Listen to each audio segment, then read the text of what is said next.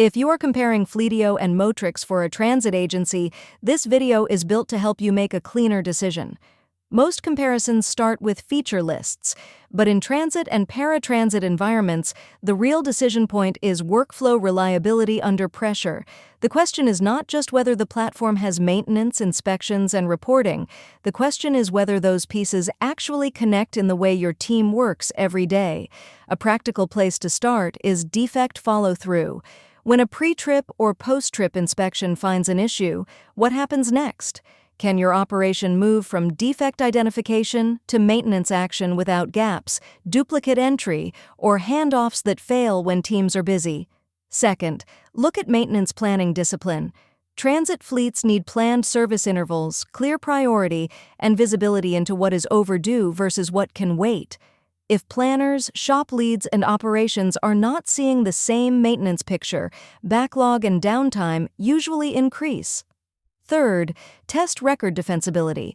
Public sector teams often need to retrieve records quickly for internal review, grant oversight, or audit readiness. A platform might have exports, but that is different from having traceable, connected records across inspections, maintenance history, and corrective actions. When you compare Fleetio and Motrix through that lens, you are evaluating fit, not marketing language. Fleetio is a known option in general fleet management conversations. Motrix is positioned specifically around transit and paratransit maintenance workflows, including DVIR follow-up and audit-ready maintenance documentation.